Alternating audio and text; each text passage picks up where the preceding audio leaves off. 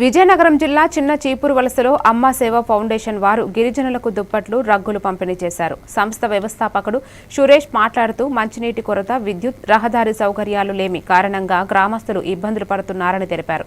ఊట బావుల నీటిని త్రాగుతున్నందున పలు రోగాల వ్యాప్తి చెందుతున్నాయని పేర్కొన్నారు.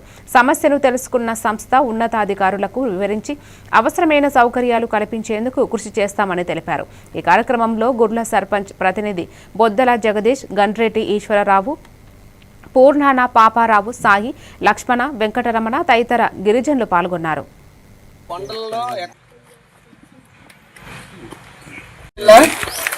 మంగళపుట్టుపేట అనే చిన్న గ్రామం ఇది చాలా లోన గిరిజన ప్రాంతం అన్నమాట. ఇది కనీసం నీటి సదుపాయం కూడా లేదండి. చాలా కొండల్లో ఎక్కడో పారుతున్న నీరు దగ్గర ఒక పైప్ పెట్టుకుని అది చూస్తేనే మనకి ఇలా ఎలా చేశారా, ఇలా ఎలా ఐడియా వచ్చిందా అనిపిస్తుంది. ఆ పైప్ ద్వారా వస్తున్న వాటర్ చిన్న పైప్ ద్వారా వీళ్ళు గ్రామానికి అయితే రప్పించుకున్నారు. ఆ వాటర్ ద్వారా వచ్చిన వాటర్ మాత్రం వీళ్ళందరూ తాగుతున్నారు. మీరు అదే కదా తాగుతున్నారు. ఇది ఈ అడవి ప్రాంతంలో ఉన్నారు. వీళ్ళకి నీటి సదుపాయం కోసం మేమైతే ఈ వీడియో చూసిన వెంటనే మాకు ఒక అన్నయ్య షేర్ చేశారు. ఈ వీడియో వాటర్కి ఇలా ఇబ్బంది పెడుతున్నారు అనేసి ఒకసారి వెళ్ళి చూద్దాం. వీళ్ళ సమస్య ఏంటి చూసిన తర్వాత మనం వీడియో చూసి పెడదాం అని మేము ఇక్కడ రావడం జరిగింది. కర్నూలు జిల్లా కోసిగి మండలం ప్రకృతి వ్యవసాయంతో పండించే కూరగాయలు ఆరోగ్యానికి ఎంతో మేలని ఎంపీడీఓ మహబూబ్ బాషా, వ్యవసాయ అధికారి వరప్రసాద్ పేర్కొన్నారు. వ్యవసాయ కార్యాలయం ముందు ఏర్పాటు చేసిన ప్రకృతి వ్యవసాయం స్టాల్ కార్యక్రమానికి ముఖ్య అతిథిగా ఎంఆర్ఓ వేణుగోపాల్, ఎంపీడీఓ మహబూబ్ బాషా, వ్యవసాయ అధికారి వరప్రసాద్ పాల్గొన్నారు.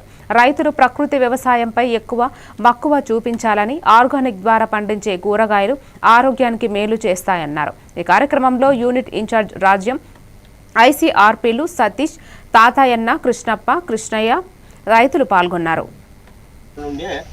అట్లా ఒక 10-20 మంది రైతుల దగ్గర ప్రతి గ్రామంలో కూడా ఈ విధంగా పండిస్తున్నాం అన్నట్టు. ఏంటంటే దీనికి ఏమి కానీ మనం షాపులో కొనుకొచ్చినవి కానీ, తర్వాత ఏ మందులు కానీ ఏమి కానీ ఎరువులు కూడా ఏం లేవు. అంటే ఎరువులు మా దాంట్లో ఘనజీవాంతం, ద్రవజీవాంతమే వేస్తాం. అందుకని ఇది కొత్తిమీర